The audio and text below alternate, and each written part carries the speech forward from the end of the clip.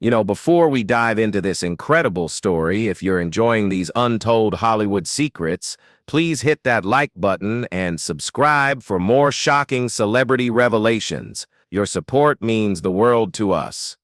Now let's get into this amazing story. It was December 14th, 1987, and Doris Day was sitting in her Carmel home, staring at a newspaper article that would break her heart into a million pieces. The headline read, "Terry Melcher reveals all, my mother's dark secrets." For 43 years, Doris had loved, protected, and sacrificed everything for her son Terry. She had endured an abusive marriage partly to give him a stable home. She had worked herself to exhaustion to provide for his future. She had kept family secrets that could have destroyed her career. And now, Terry had sold those secrets to the highest bidder. The article contained the most intimate details of Doris's private life, her struggles with depression, her failed marriages, her financial problems, and most devastatingly, the family tragedy that she had never spoken about publicly. As Doris read her son's words in black and white, she realized that the person she trusted most in the world had become the person who would hurt her the most. This is the story of the day Doris Day's own son betrayed her, and how that betrayal destroyed not just their relationship, but Doris's ability to trust anyone ever again. Now, let me back up here and explain how the relationship between America's sweetheart and her only child went so tragically wrong. Terry Melcher was born Terrence Paul Jordan in 1942, the son of Doris Day and her first husband, Al Jordan. When Doris married Martin Melcher in 1951, Martin adopted Terry and gave him his name. For most of Terry's childhood, he was the center of Doris's universe. She was a devoted mother who put his needs above her own career, her own happiness, and sometimes even her own safety. Doris lived for that boy, recalled her longtime friend Kay Ballard. Everything she did was for Terry. Every decision she made was based on what was best for him. But Terry grew up in the shadow of one of the biggest stars in the world, and that shadow was sometimes a difficult place to be. Terry always felt like he had to compete with Doris Day the icon, explained family friend Ruth Wood. It was hard for him to just be her son when everyone else saw her as this perfect, wholesome movie star. As Terry got older, he began to resent the public's perception of his mother. He knew the real Doris, the woman who struggled with anxiety, who had been physically abused by his biological father, who sometimes drank too much wine to cope with the pressures of fame. Terry felt like the whole world loved a version of his mother that wasn't real, noted Doris's biographer David Kaufman. And he was angry that he had to pretend that version was real too. The first signs of serious trouble came in the 1960s, when Terry began experimenting with drugs and alcohol. Doris tried to help him, paying for expensive rehabilitation programs and therapy sessions. But Terry seemed to resent her efforts to save him. He would tell people that Doris was trying to control him, that she was using her money and influence to manipulate his life, recalled Dr. Eugene Landy, who treated Terry during one of his rehabilitation attempts. Actually, let me tell you about the family secret that would eventually become the centerpiece of Terry's betrayal. In 1955, when Terry was 13 years old, something happened that Doris never spoke about publicly, but that haunted their family for decades. Doris had a miscarriage, not just any miscarriage, but the loss of twins that she had been carrying for 7 months. The babies were far enough along that they had to be delivered, and Doris held them both before they were taken away. It was the most devastating thing that had ever happened to her, revealed Kay Ballard years later. Doris wanted those babies so desperately, and losing them nearly broke her mind. The miscarriage was caused by stress and physical trauma from Martin Melcher's increasingly abusive behavior, but Doris blamed herself. She fell into a deep depression that lasted for months, during which she was barely able to function. Terry, who was just entering adolescence, watched his mother fall apart and never fully understood what had happened. Doris tried to protect Terry from the details, explained Dr. Landy, but he knew something terrible had occurred, and he felt like his mother had emotionally abandoned him during a crucial time in his life. This period created a rift between mother and son that never fully healed. Terry began acting out, getting into trouble at school, and experimenting with increasingly dangerous behavior. Doris, still grieving and struggling with her own mental health, wasn't able to provide the steady guidance Terry needed. It was a tragic situation, observed family therapist Patricia Williams, who worked with the family years later. Both of them were in pain, but neither of them knew how to help the other. Don't forget to comment below and let us know what other Hollywood family secrets you'd like to hear about. The situation got worse in the late 1960s, when Terry became involved in the Los Angeles music scene and began associating with dangerous people. Terry had inherited some musical talent from his mother and was trying to make it as a record producer, but his connections led him into contact with Charles Manson and his followers. Terry actually lived at 150 Cielo Drive, the house where Sharon Tate and her friends were later murdered by the Manson family. Terry had rented the house to Sharon Tate and Roman Polanski after he moved out, but many people believed that the murders had originally been intended for Terry. The Manson connection terrified Doris, recalled her security chief, Frank Westmore. She was convinced that Terry was still in danger, that these people might come after him or try to use him to get to her. But instead of bringing mother and son closer together, the Manson scare seemed to drive them further apart. Terry began blaming Doris for the attention and pressure that came with being her son. He would tell people that being Doris Day's son had put a target on his back, noted crime journalist Nikki Fink. He felt like his mother's fame had made him a victim. Doris tried to provide Terry with security and protection, but he resented what he saw as her attempts to control his life.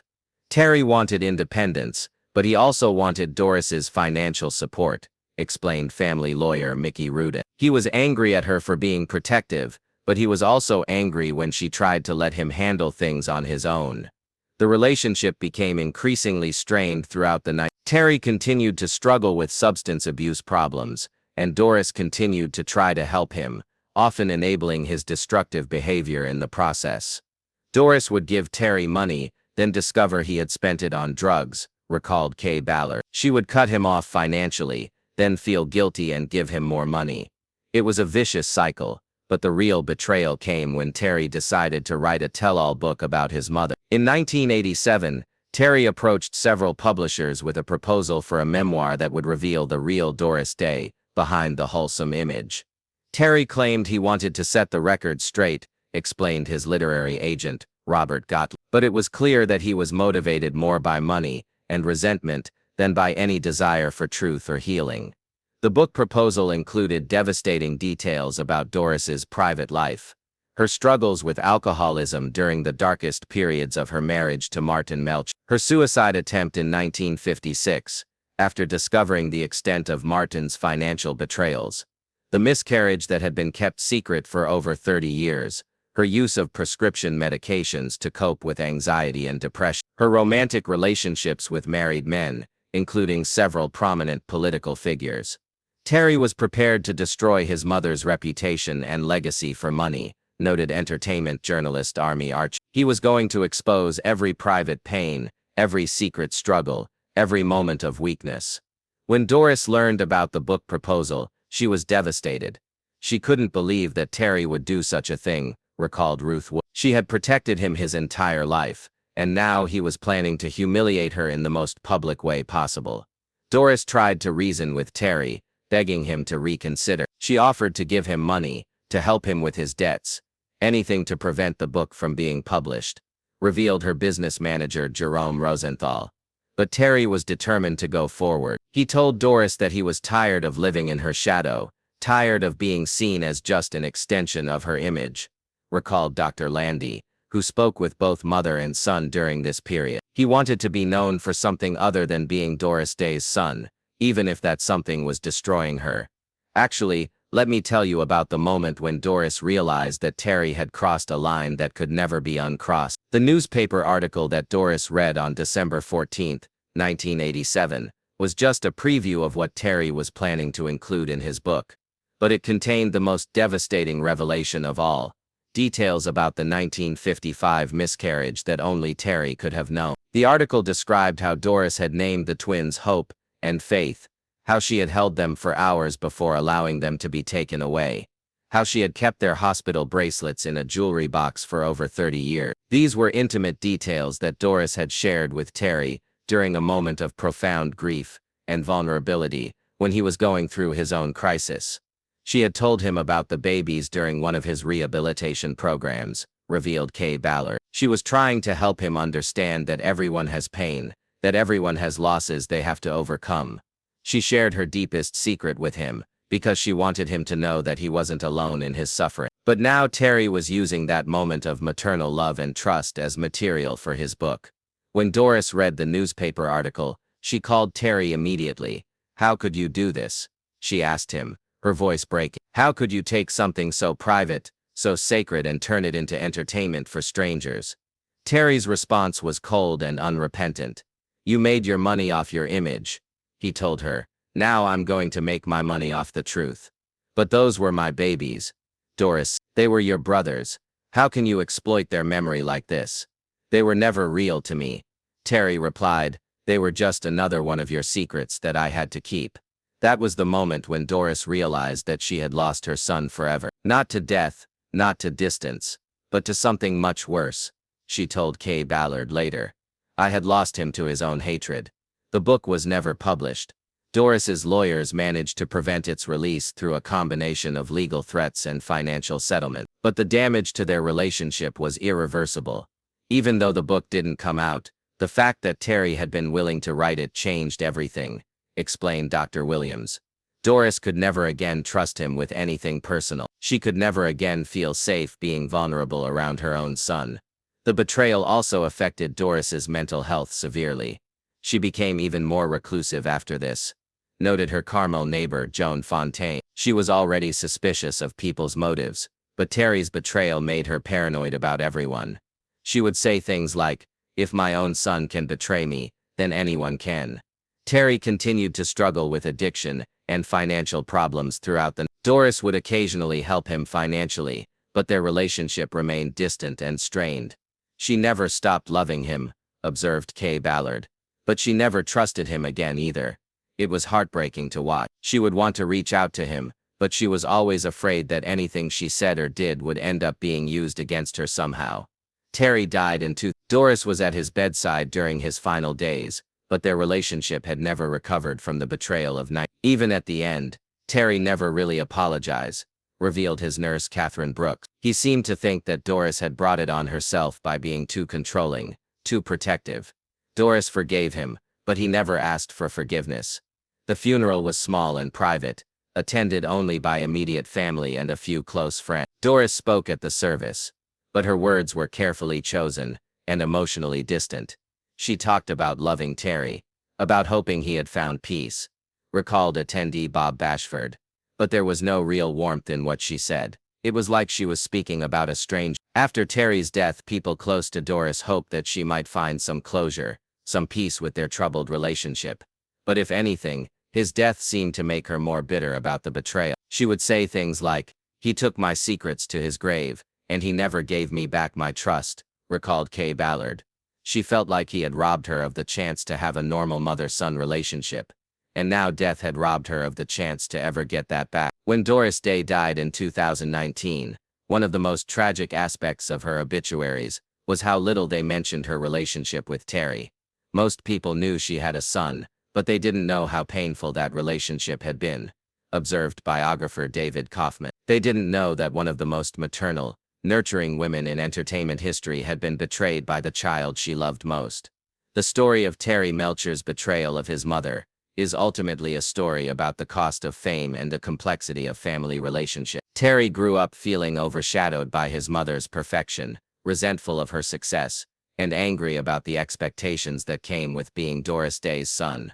But instead of finding a healthy way to establish his own identity, he chose to destroy the woman who had sacrificed everything for him. Doris, for her part, may have been too protective, too controlling, too eager to shield Terry from the consequences of his action. But she was also a woman who had been through tremendous trauma and loss, who was trying to protect her child from a world that she knew could be cruel and dangerous.